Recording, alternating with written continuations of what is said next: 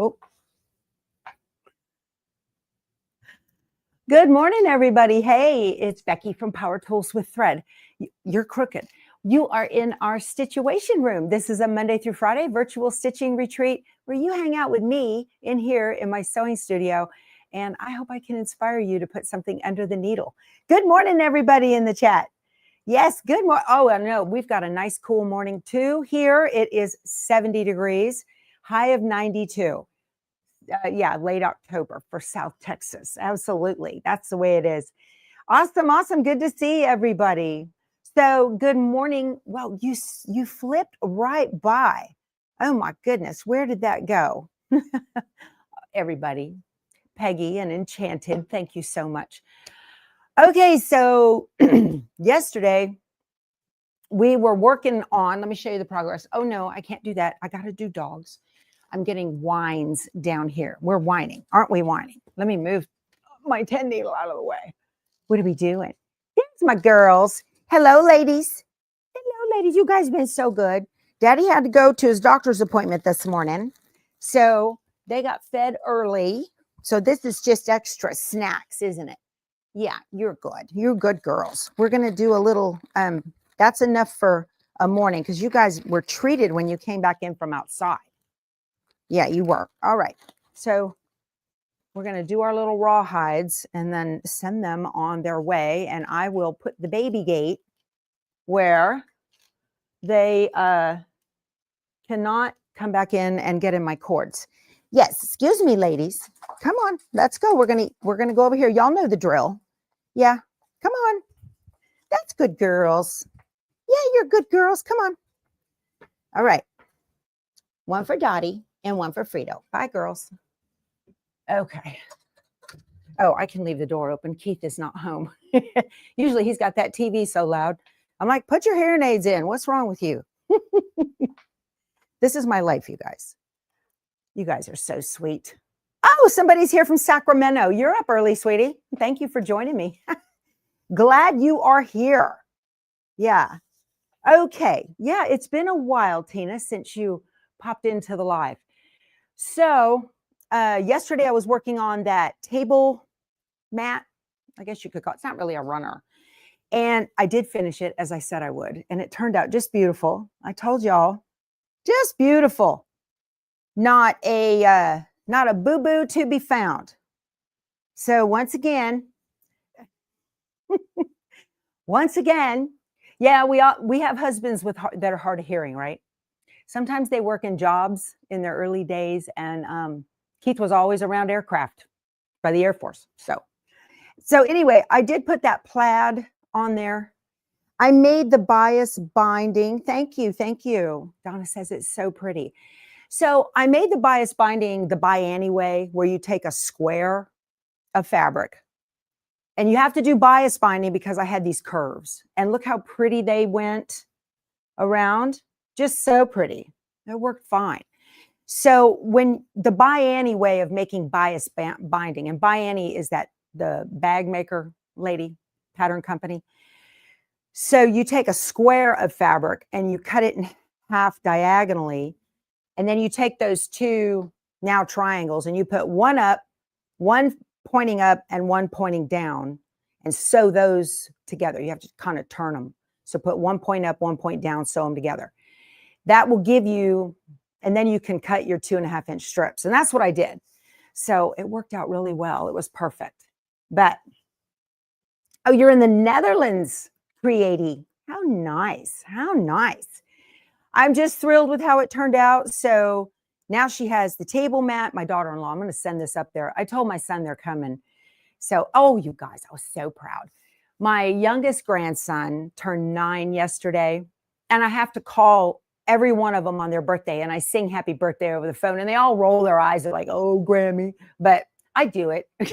I've done it all my son's life. I do it to the grandchildren. I don't do it to my daughter-in-law. Maybe I should. Anyway, he got a guitar and for his birthday. And I sent him a music stand and a tuner, and he's already knowing his chords and everything. We were FaceTiming and he was playing his guitar.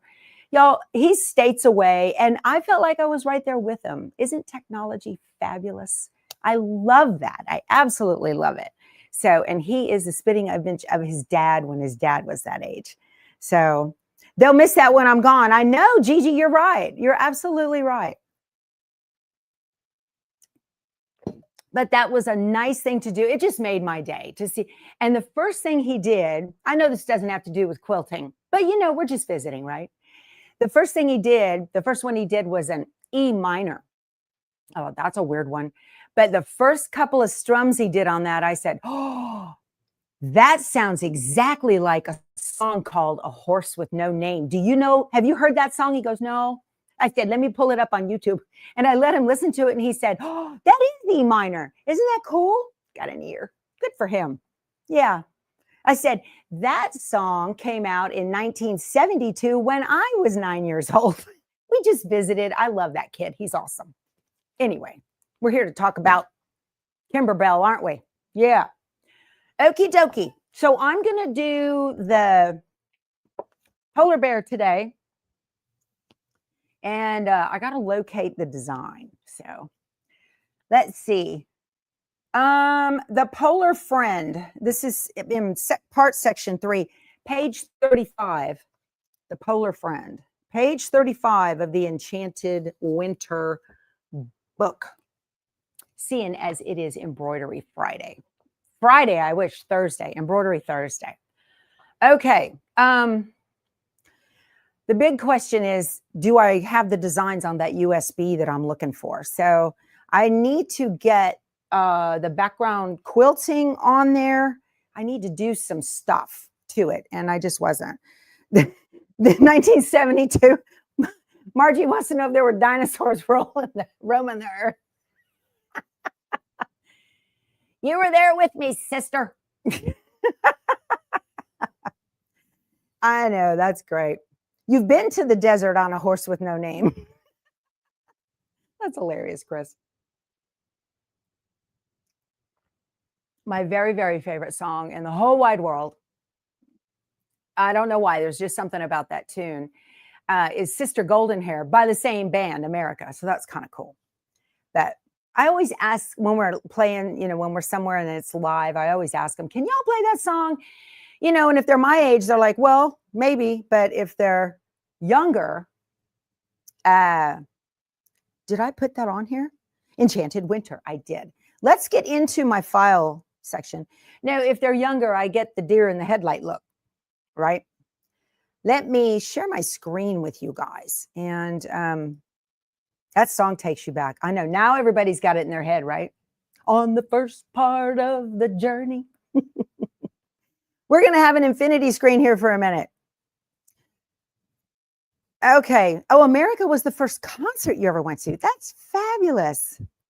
Look at y'all. Y'all are having a good time in here. I love it. So let's do some embrilliance, shall we? Oh, I want to talk about this for a second. I got an email from Lady Barbara. So this, sorry, let me, it's my magic mouse that makes my screen jump around, you guys. So this is the 8x12 pumpkin and swirls from Designs by Juju. And that is the design that I used on this, this table mat, okay? And I printed it out. And let's talk about that for a second. Let me get back to y'all. I got to find it. So Barbara wrote me an email, and it was a good one. And it says, first thing, I love her to death because the first thing out of her email was, watched your boo-boos, but really wasn't your fault yesterday. Well, of course not. We'll blame the embroidery machine. Okay, so she says, did you put the Sharpie marks on the hoop centered on the hoop frame? Dime says that when you put the measuring guide sticker on the hoop, you have to go to their website and get the drawing for zero, where the zeros really are. They're not usually in the middle. Technically, the center of the embroidery designs are not exactly positioned in the measured center of the hoop, but where Dime considers the center of the hoop. That's why it says you need a bigger hoop. So when it says you need a bigger hoop, I dropped this in here. I was going to throw it away, but I'm glad the trash didn't go out. So when it says you need a bigger hoop, this is that printout of that design. Okay. If you aim for a approximate center, even if a little bit of the stitching is in that margin that's allowable where the foot can almost hit the side of the hoop, but not, it'll tell you that you need a bigger hoop. And that's to protect the machine, really. That's to protect the machine and the foot and all of that. So I was using the 8x12 hoop yesterday. Now, here's the thing about dime hoops. Where's that hoop that we used yesterday? No, I did not put these marks in the exact center. The thing about dime magnetic hoops, it doesn't matter whether you go to their website or not. Here's the deal. When they first started selling these, they didn't have that instruction to go to their website and get that drawing or whatever. But people had no idea. They didn't have, people who were buying them didn't know. They're looking for center like a traditional hoop. On a traditional hoop, this is the big 10x16. Your centers are marked and they're fixed, right? Here, top, bottom, north, south, east, and west, okay? They're fixed. And you have no choice. Can y'all hear my dog? I'm gonna have to close the door. If you can hear my dog, I'm gonna close the door. You have no choice but to get this inner ring or outer ring, as the case may be, depending on whether you're using a multi-needle or not, exactly where it needs to go in relation to, that's why there's a belly button up here. I'm going to close that door. Yeah. How hard is it to get the mark off the hoop if you use a Sharpie? It won't come off. I mean, I guess you could try, but why would you want to? Hold on. Let me close that door. Y'all just sit there and look at my mess for a second. Oh, Keith's home. Okay. All right. So with a traditional hoop, you know exactly where center is. And in fact, most of the time, they'll give you a grid with holes where you can mark it, and it's always going to match up. That is not the same as the magnetic hoops, okay? It's not the same. Why? Well, because if I put these together, right? Watch my fingers. It's not even. See how this floats, and it floats wherever it wants, wherever you put it down at. And 9 times out of 10, you're usually trying to even these up and, tug and whatnot and even them up as best you can. So because it's not fixed, like in a traditional hoop, where these lines are not, they're approximate. And so they gave approximate drawings for the hoop sizes that you could use, right? But what I did with it yesterday, if you weren't here, this is what I did yesterday to show how to mark on these hoops. What I did was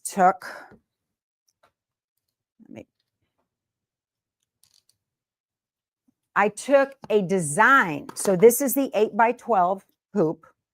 And I took a design that is 8x12. And I put it into, hold on. Oh, I need that corner where I can get hold of it. Ugh. And look at my mess. Becky, get your stuff together, girlfriend. Okay. So I put that 8x12 design in here and considered I eyeballed because it's impossible to get it exact. Okay. And I made sure I had equal distance.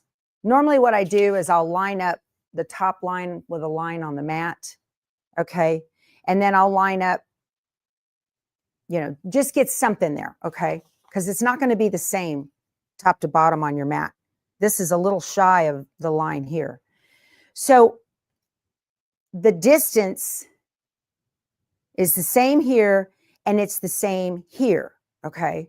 And I use the crosshair in the design to give me an approximation of center. It's always approximate. Give me the center here, because even when you put those tapes on there, you're really not going to be exactly center. But I know, because I can see that this 8x12 design is centered, same distance, top to bottom and side to side. And then what I do is I take the Sharpie and I mark here, here, and here based on these grid lines, the crosshair with the grid lines for the centering lines on the design. Then once that's done, I can take this and line it up so that these are approximately even on the top, as close as I can do it. And then I make another line out here. Really what you're doing is the exact same thing they're doing. They're giving you that. And it's not exactly center. I'm sure if I was to measure these, they would be off. But I know, because I was able to print the 8x12, this is going to work. And I'm not going to get the dreaded, you know, move it over. Your hoop is too small. So how that happens is your embroidery machine, let's see, your embroidery machine needs space along the side. So what would y'all call it yesterday? Hoop chicken? Okay. So it needs this space. If this design is too far over here, hooped, if I've hooped it too far over, I'll get that, or too high up, I'll get that notification. So that's why you want to find, when you have a hoop filler like this, you want to find approximate center and get that as close as possible to where, and I put a target sticker yesterday. That's what I did. I put a target sticker like right there-ish, okay? And then put half and then folded it over on my design, because it was hooped completely, folded it over and got the other side of the crosshair.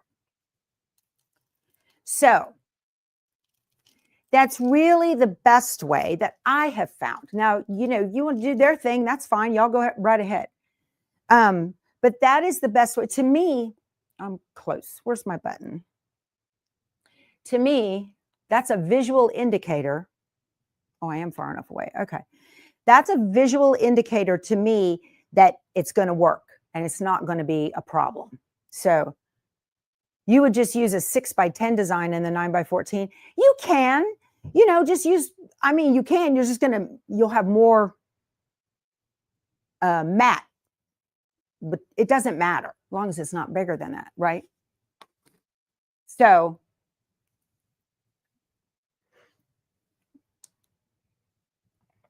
you can do a centering design, like mentioned. You can do that.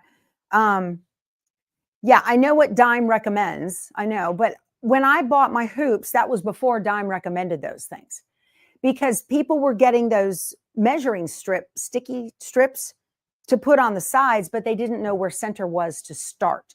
So that's what those are for, is to only help you get those sticky tapes on here. That's all that is for, is to help you get this lined up, help you find center on this piece. Okay. They're not designed to get center on this piece. That's all that thing is for you to, because everybody kept, you know, sending them customer service. How do I know where center is? So, and it's because these are not fixed. This floats, and it could be too high or too low or too left or right. That's my 2 cents. But I do this a lot, and it works well. So, okay. Let's get back over to Embroidery, shall we? I'm going to go back here and get back into Embroidery. Where's it at? Right there. Okay. So I need to get myself a new tab, and I'm going to go into my Finder, which is the yellow folder, same as the yellow folder on a Windows machine. Okay. Cutting my head off. And I'm going to go into Enchanted Winter. Okay. The book says it is 6x10 Polar Friend. And there he is right there. I'm going to pull that in, drag and drop, and that works good. And let me go back. And I thought I had the background quilting in here, but I don't know where it is. Let me look in here. Do I only have that? There it is. Okay. And I'm supposed to use for background quilting the Winter 7 6x10. So let me go to Winter 7. You have a Winter 7 and a Winter 8. So Winter 7 and 6x10 right there. Okay. And pull that in. I should have done the background quilting first. We can fix that. Okay. So first of all, I'm going to highlight this. This is the main design area on Embrilliance, and you can do this in Embrilliance Essentials. And over here is the objects panel. These are the two objects that I've got in my design. I'm going to highlight the background quilting, and I'm going to go right click and move first. So that's going to stitch first, and that's what I want. What I don't want is that outer stitch right there, because I'm going to trim this up with the trimmer by George. And that is a wonderful, wonderful thing. So let's see what we have. When you click the down arrow or the plus sign on a Windows machine, it'll open up and it'll show you all of the elements that make up the object. So there's my inner line, inner placement, tack down, outer placement. Okay, I'm just going to hit delete on my keyboard. And the next one is that's the outer tack down for the design. I'm going to hit delete. Okay, there you go. If you only have a 6x10 hoop and you are making this with the background quilting, go into embroidery software. Embrilliance is the easiest. I just showed you how to do that, and get rid of that outer line, and this will fit. If you look down here, it says the design down here at the bottom. Let me get my little presentation assistant and get that pink right here. I don't know if y'all can see that. I think it might cut off. I can't make this any smaller. No. Anyway, it says 6x10 and it'll fit. So that's awesome. And that's all I need to do, because I'm going to trim all the fabric on it in the hoop. I'm not pre-cutting my pieces. So I'm just going to come up here and tell it file and save stitch file as, and bring it up. I want it on my USB because I'm going to save it to the USB first. And it is Polar Bear. And it says no name. That's my USB, and I'm going to tell it save. But now I'm going to give it a try and see if it'll go over. I already woke up the 10 needle. So utility, Wi-Fi to brother baby lock, and I'm going to call it Polar Bear and tell it okay. And we'll see.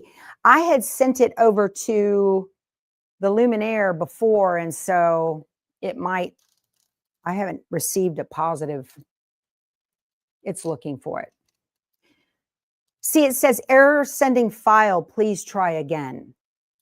So let's come over here to the machine and see if it's telling the truth. Okay, I got a cord here in the way. Why? This is an HDMI cord and it's in the way. There we go. I wonder if it isn't here anyway. All right, let me come back over to you guys. And there we go. Awesome. Okay. Cords. Somebody sent me a video of a lady, she's a long armor, and her husband built this entire system in her room of PVC pipes that hang not PVC, yeah, PVC tubing that hang all over, and it's got all her cords in it, and the cords are up. Most of it's wireless, which is cool. So, okay, let's go to the wireless, and it's not here. Okay, that's all right. If I try again, it'll probably find it. I'll do that one more time, but I have it on the USB anyway. I'm not going to fiddle with that. Okay. We'll just put it in here. Okay. And USB. And there he is, right there. It says it's too large. It's going to turn it 90 degrees. I'm going to tell it okay. Awesome. Now I've got to go in here and tell this thing when to stop. I got to program it. If you have one of these multi-needles, I love this machine. Oh my goodness. All right, let's get you in here. What is going on? Why isn't my button? Maybe my battery's dead. Okay. So what I need to do, I'm going to tell it set and edit end. I don't need to do any editing to it at all. I just need to tell it what threads to use. All right. So before I touch the embroidery button, I've got 3 spools right here. And this is where I program what threads to use. Okay. And all of the thread colors for the design are already on the back of the machine. All the thread colors for Enchanted Winter, except for this orange, which is the beak on the penguin. That's the only one that didn't, because I've only got 10 spools. Okay, so I'm going to touch that. If this is grayed out on your machine, you can go to like page 8 in the settings and uncheck that. All righty.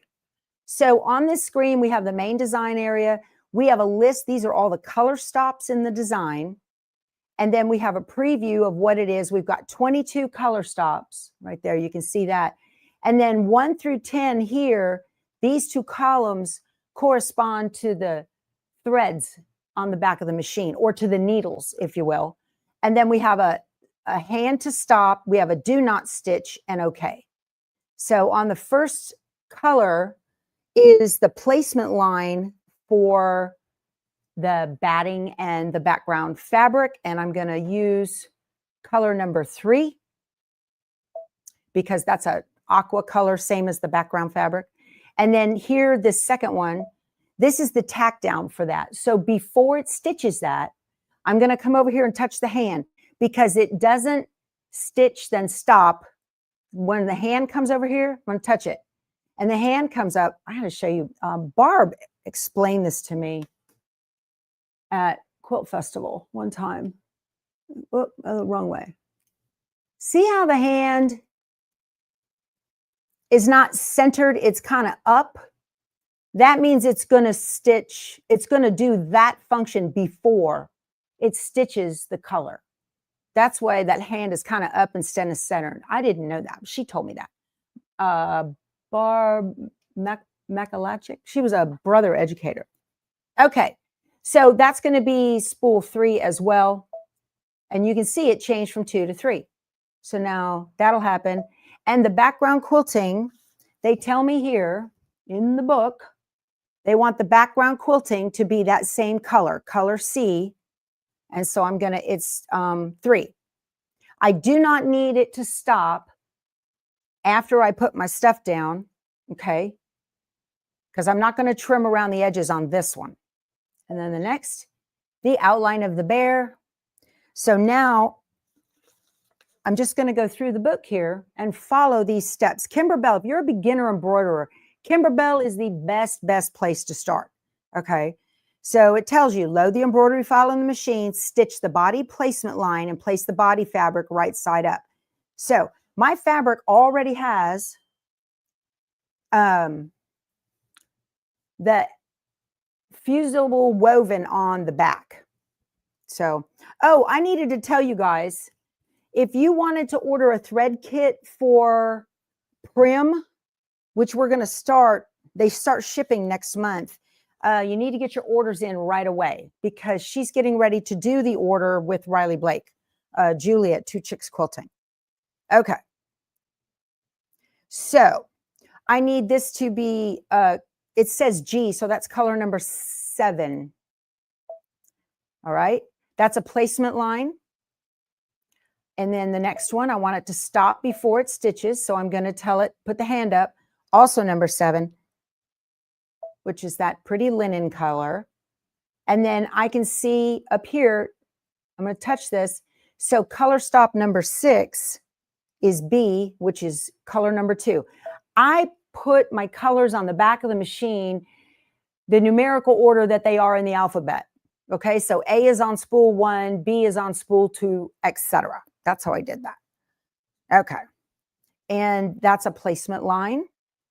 And the next one, before it stitches again, I need it to stop so I can put my fabric down. And the tack down is also spool number 2. All right, and there's the final stitch on the hat. That's color number 2. Before it stitches that, I need it to stop so I can trim the fabric away. There we go. So there's a placement line. Where are we at? Again, with 7. Okay. Before it stitches that, I need it to stop so I can put the fabric on it. Stitch it, tack it down with 7. Before it goes to the next one, I need it to stop so I can trim away the fabric. So again, color 7. All right. And then we have lots of fills. Okay. Lots of fills. Let's see. My goodness. Okay, the hat tack down and then 8. I'm lost. Hold on. Just a second. I'm live and cannot answer my texts. She knows that. All right. So the hat brim tack down line, that's what I just stitched, right? So we're into the flower now. And I don't know where we are on this because I added 2, 3 other colors. So I need to go 11 minus 3. The 3 other colors were the placement and the tack down for the background fabric and the background quilting. So where it says 11, I'm on stitch number 8. And the upper flower fill is 7. I got that. Okay. That's just a fill. I don't need to do anything. The next is E, which is color number 5. And the next is C, color number 3. These are all fills in these flowers here. And then B is that one, next one. See, it's not going to stop. It's just going to do its thing. And what is that? Is that B? I think I got off on that. Let's see. 9 is E, right? 5. Okay. 10 is C. That's 3. There we go. And then that is B, number 2. Yes, I got ahead of myself. Okay. That satin outline on there, that G is number 7. Here we go. The next one is H, which is spool number 8.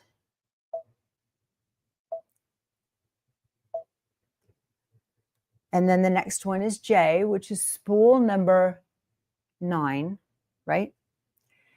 HI, is that right? No, spool number 10. The hat brim fill is number 3. All right, scarf outline is C, spool number 3. There is the scarf tack down. That's also going to be spool number 3. Before it stitches, I need it to stop. 3, go on down. And before it does that final stitch, I need it to stop so I can trim the fabric away. So stop. And then that's also C, spool 3. And then this last little pom-pom, fringe details, is I have to place the wash away topping covering the scarf and then tape it in place before it stitches. And that, no, that's back here. Yeah, that's right. I got stop, stop, stop. And then optional stitch the pom-pom fill. I probably will because I don't like big pom-poms. They don't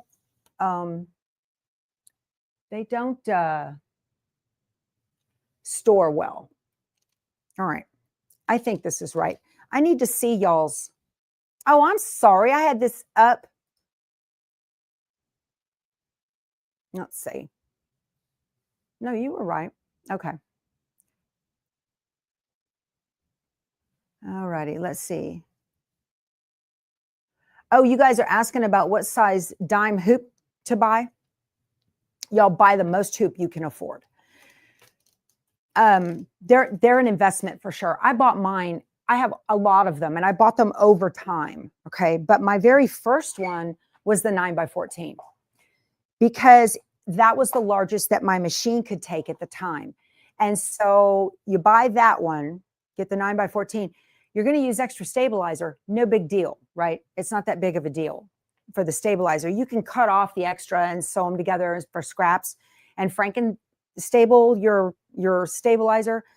But the 9x, just buy the most hoop that you can afford that can fit in your machine is the way you do that. So that's just the best advice. I have found I use more often than not, I use this one the most on the multi-needle. Okay, this is the 8x12 on the multi-needle. And then I use the 8x12 and the 6x10 the most on, or the 9x14 or the 6x10 the most on the Luminaire, the single needle. That's just my advice for that. Okay. I need to put my stabilizer in my hoop. I wish they had a larger hoop for the 10 needle as well. The issue is that it will smack into the back of the machine, pretty much. That's the issue. So I'm just going to lay my stabilizer over this and use your plastic insert, lay it on top, halfway through. Okay. And then kind of set this on. I have those little metal guides you can put on these corners. Yeah. You know. All right. No pinching fingers and just pull this out. Okay. I did put those little those stickers on here. Are they right? I don't know. That's the thing. Most of the time, I don't make designs that need a true center. Now, on the multi-needle, do yourself a ginormous favor and get a marker of some sort. I wanted a bigger, yeah, here I've got one here. Is there one in here? No. Get a marker of some sort. Because this hoop can fit into the machine either way, I've always put an F on here for front. I'm going to make a little smiley so I remember. Oh. There. Okay. So pop this into the machine. I need to get my drop of oil on there. So I use Filtech magnetic bobbins. And when you use those, you take the spring out because the magnet has to seat in there pretty well. And I use a handy quilter oiler. Okay.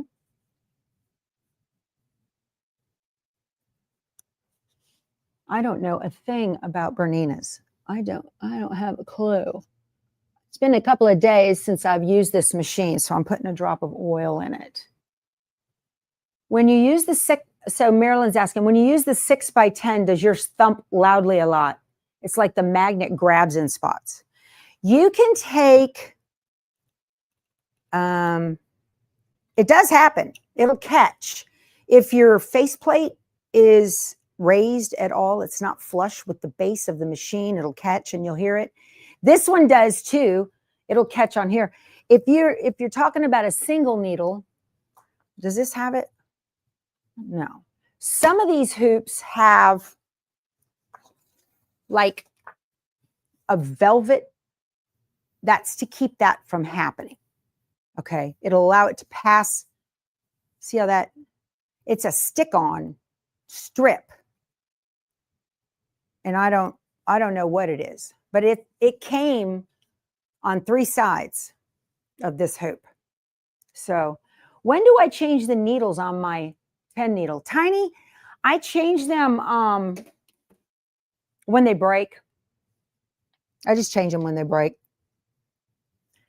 All right. All righty. I think we're ready to go. I make sure my little buttons are all locked in. Life is good. We're ready. Just curious. You bought the 8x12 dime frame. Sandy, let me get this going. I'm going to tell it okay. And embroidery. And lock and go. We're off. Okay. What did it say? You bought the 8x10 for the 1055. The picture shows the aqua hoop on the bottom. You know, the reason I think the aqua hoop goes on top is because that's where the stickers go, right?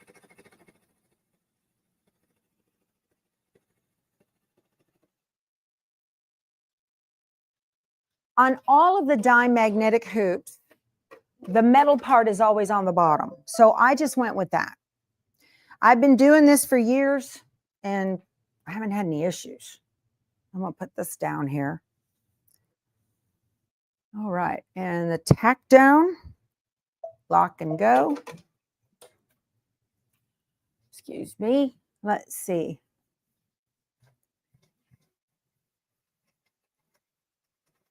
Your dime directions say underneath for the alliance, huh?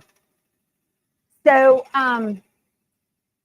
Marina wants to know if I'm using the A arm or the B arm. And what she's talking about is this, see the white piece right here moving over?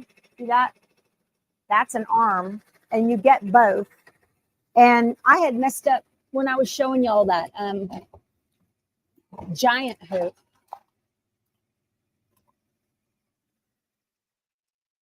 This is the B arm, and you're supposed to use this one with that big hoop. They're labeled. So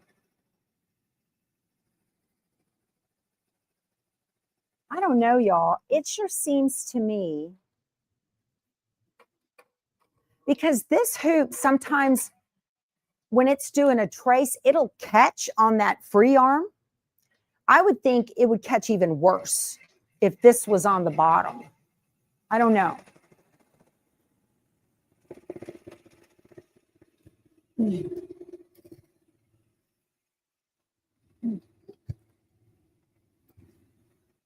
All right. I need to have the fabric ready for the bear. Let's do that. Like my shirt, I got this from not Be Inspired. Allie M Threadworks. I've got a link to it below. Okay. Oh, I meant to tell y'all. I got with the gentleman who owns Hot Fix Adhesive. Somebody was looking for this big box of it. And I have a link to it below the video, I'm pretty sure. And if you use coupon code POWER, POWER, coupon code POWER, it's 10% off. So he's given my viewers a 10% discount, which is awesome. Where can I get the table I have on the multi-needle? Karen, this is the Ava cabinet from Arrow. I'll put a link to it below when we get done, I think. It's not in the part around my sewing room. I don't think so. Yeah. Okay. So I need that fabric for the bear.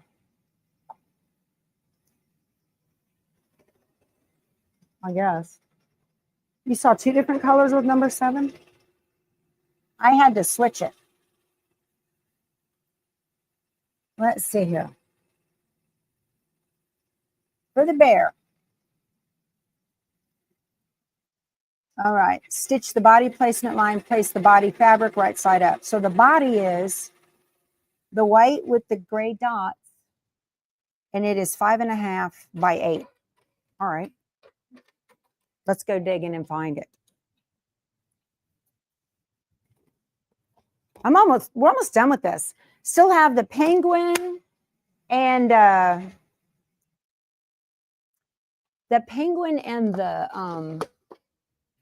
snowman to do. So, and after that, I'm going to start putting all these together. Oh, I went on a shopping spree last night, y'all. Oh, I bought so much Kimberbell fabric. It's embarrassing. I did kind of like I did last year when I went on and got all of the, it's not gray dots. It looks like gray dots, but it's not. I have white dots. Can you see the white dots? That's what it is right there. I don't think I have a gray dots. So anyway, that's what I did last year with Nancy Halverson's On Wander Lane fabric. I went and bought all of that. We have blue. I think that's correct. Is that right? You don't have to worry about being let's see. Do you have to cut the background fabric bigger due to the positioning? The background quilting? No. I do that I just follow what the book told me. Okay, this is it. I need to press it. It says 5.5 by 8. I could cut it down, and then I'll have a scrap, right?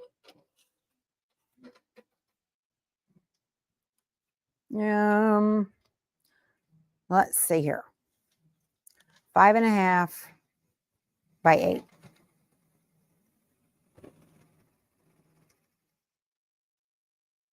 That'll be my scrap.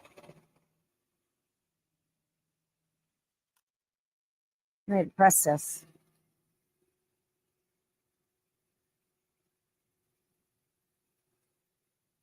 Yeah, I love that anytime I want to make anything out of the any of her books, Nancy Halverson's books, she does the On Wander Lane.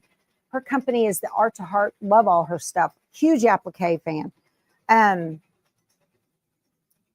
That way I got the right fabric because I can't pick fabric. So I just went on a spree. Okay. There we go. Now I need to know which side is the correct. Aha. Okay.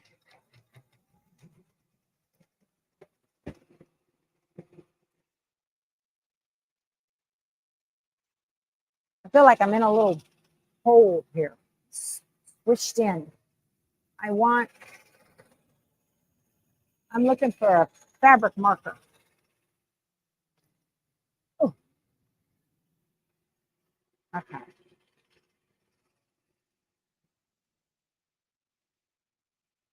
Yo, I just had that piece of fabric with the dots. Where'd I put it? I seriously just had it in my hand. Oh, here it is. Couldn't see it. I'm going to put RS on here for right side. This makes it easier on me.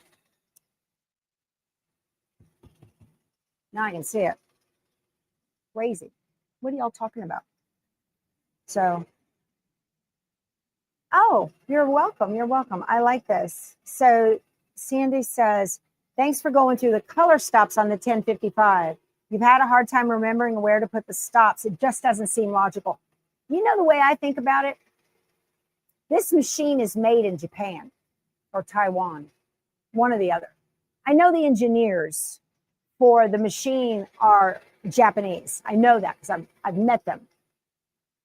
So Japanese reads right to left instead of left to right like we do.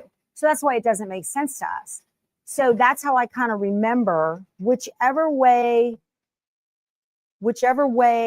we do it, it's the opposite. So instead of stop then stitch, it's stitch, instead of stitch then stop, which seems logical to put the stop at the end of, after it stitches, put a stop there. That's what seems logical because we read from left to right. So I just switched that around, that it goes now from right to left. So stop, then stitch, all on the same line. That's how I remember that. Do I ever watch The Quilted Cow and purchase any of their pattern or fabric kits? I've not done that yet. Ruth says, I bought fabric I already had. At least my taste is consistent, right? Oh, I've never done that. Never done that. I've bought kits I already had. Do I need SF101 on the white fabric? You know what? It might be a good idea because it looks like, yeah, it'll probably show through. Let me put that fusible mesh on the back. Let's see. Margie wants to know what hot fix I recommend. You can use, I'm using the featherweight and it's working wonderfully. It doesn't change the hand at all. But if you can't find it, you can, do I have a scrap? If you can't find it, you can use the standard hot fix and it'll work just fine. I can't locate what I'm looking for.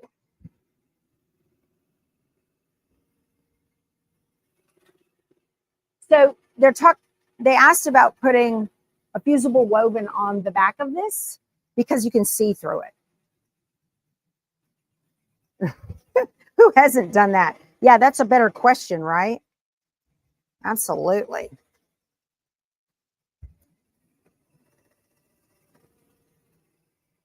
It'll just make this a little bit more opaque. All right.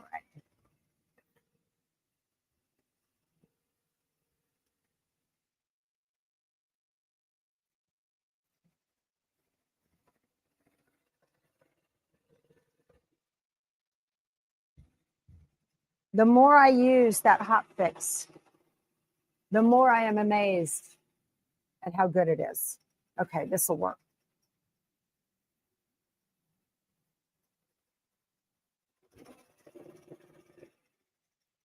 You know, that's a thing too. I agree. Gigi says she doesn't care to watch the cow videos because she spends so much time saying hello to everybody. My YouTube coach, yes, I have a YouTube coach. That was one of the first things he cautioned me against. He said, you'll lose people. You're going to either hold on to them or lose them in the first 60 seconds of your video. And if all you're doing is wasting their time by saying hello to people you don't know, they don't know. That's what he said.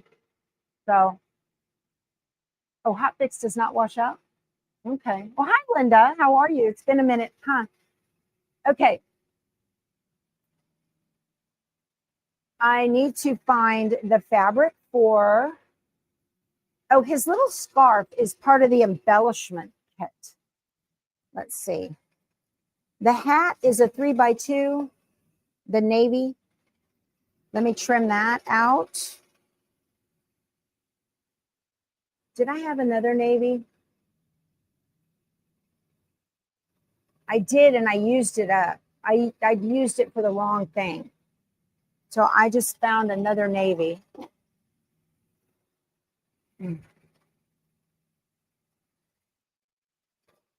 All right. I need a 3x2 here. It says.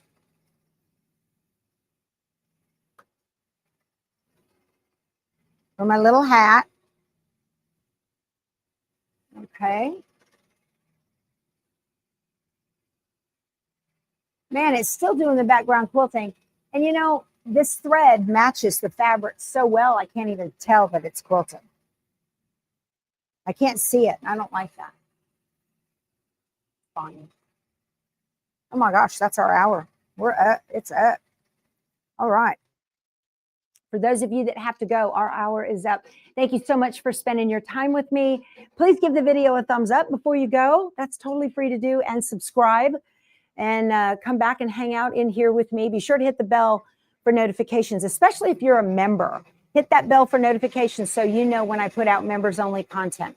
So I hope you have a wonderful day. For me, I'm going to hang out here and keep stitching for just a little bit longer. So, and I hope you get to sew something if you have to leave. I hope you get to sew something today. What is the fabric for the hat brim? Oh, there it is. Okay, let's put our, it dinged at me. It says put fabric over. Okay, let me make sure his little hand is covered. Yes. Both sides. Yes. And I can see his feet and I can see, okay, that's good. And that should, it says to tape it.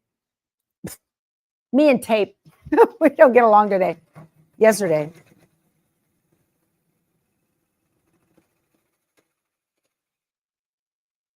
Okie doke. So I need to figure out the fabric for the hat. It looks like that solid aqua in the picture. So I'm going to come back here. If you're not sure, if you're new to Kimberbell, if you're not sure, come back to the fabric colors. I think it's this. It tells you.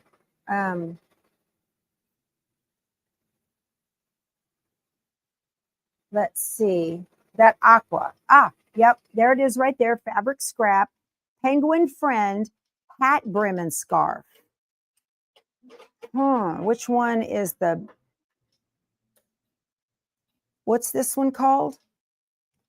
What's this one called? Polar friend. I need to find that. So that's not the right one. Penguin friend. Polar friend. Body. Okay, I got that.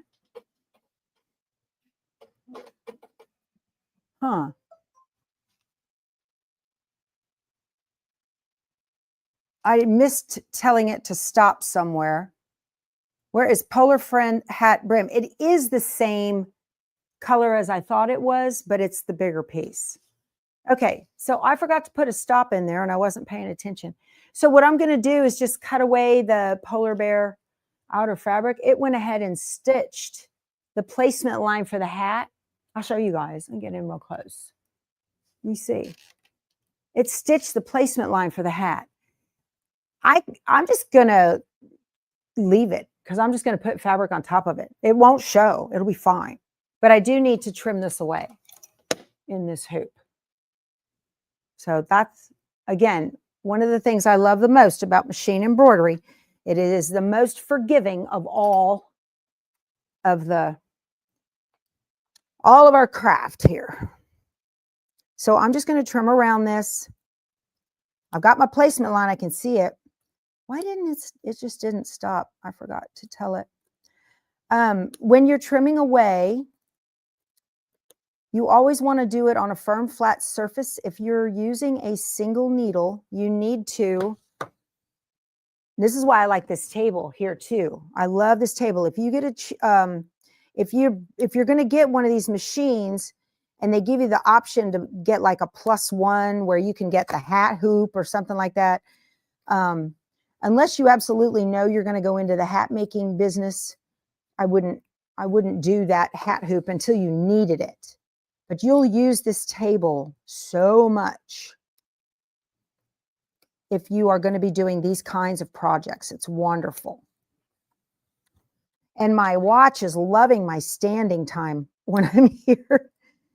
And you want to use curved scissors, okay? So that, and they make a double curve also. I'll show you. These are designed to get down into standard hoops. You've got that. It's a curve here and it's a curve here. And they're really good too. So I prefer the shorter ones. Okay. Oh, lady emailed me yesterday. Now that I'm working with sewing parts online, just to let you guys know, if you're in a hurry for something, I would call the store and ask them how long it's going to be before it would arrive. Okay. Because I don't know. I mean, I know I ordered 2 additional bobbin cases and it took almost a month. I needed 2 more cases for this guy. And I got 2 because of the shipping. That way, because they fall, and when they fall, they get bent. You know, they can lose their shape. So I always like to have an extra bobbin case on hand for this machine. But anyway, I just want to let you know that you might call the store first before you make your order and say, how long is it going to be? I don't know how much they actually keep on hand in the store. That's the thing. And they may have to order it from a supplier and then ship it to you. They're not like a quilt store where they have on there, you know, you can see it. Okay. So now that I have the placement line already done, I'm going to put this over it just like that. Okay. And it's going to do the tack down. Okay. Are y'all still here? Show how close I trim. Okay, Evelyn, I will. I'll let you see it.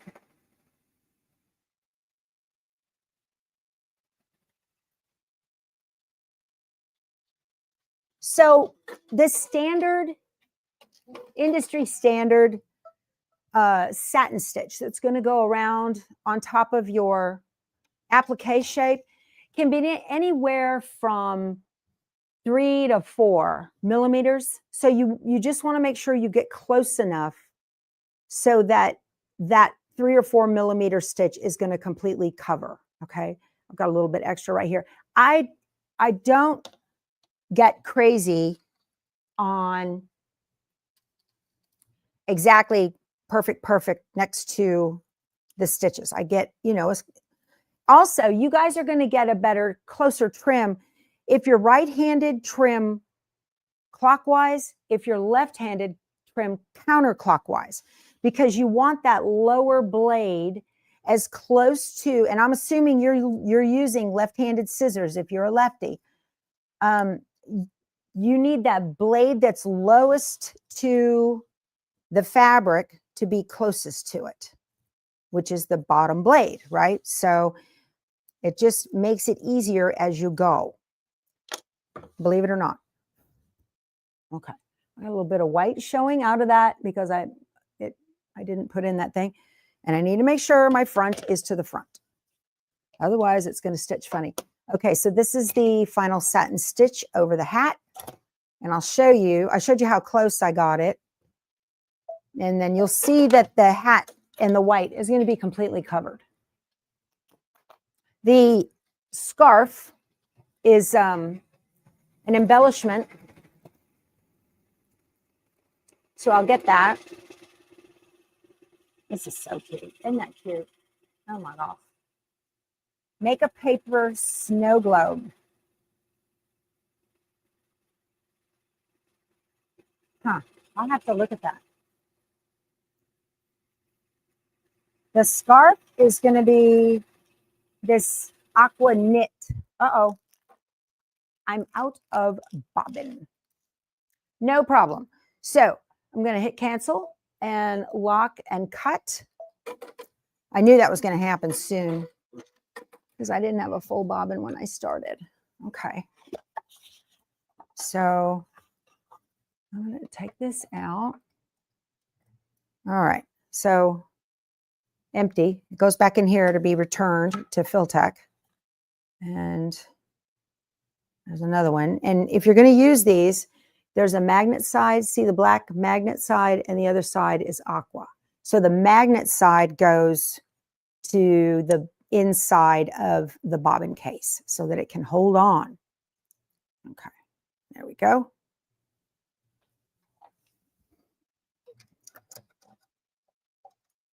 All right.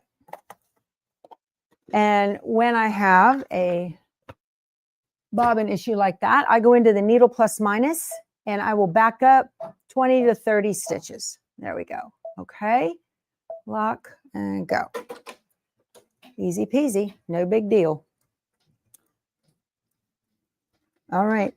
And that, if you back up 20 to 30 stitches, that will make sure that you cover up any missed stitches as the bobbin ran out. Yeah, there's still 740 watching. Isn't that great?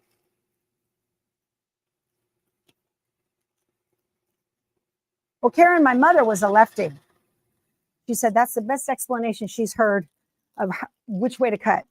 My mother was a lefty, and I actually learned that from her. Because I kept trying to cut counterclockwise, and it always left more of a edge. And I was telling her that one day on the phone, and she said, well, you're right-handed. You're supposed to cut clockwise. And I said, what? I didn't know that. Makes a difference. What do we have? What's next? Where are we at? I need the thing. The brim. Oh, I didn't cut that out. Yeah, I didn't cut that out. That's this fabric right here. So, oh, I have a little scrap from another deal. That'll work. Okay.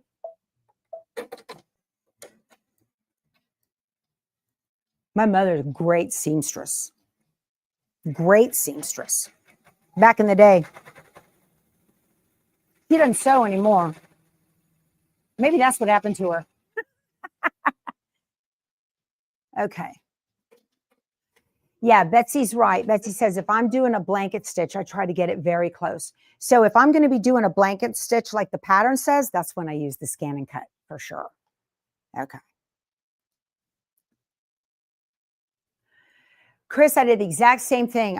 I do everything backwards because my mother's a lefty and I learned watching her. I iron backwards. I used to pin backwards till I got myself straight on that.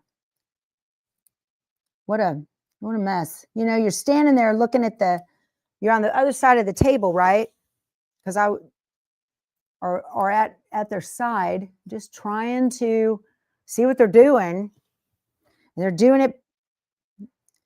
Your eyes see it the wrong way for which way you're handed. Okay, great. Front, yeah. Okay, good.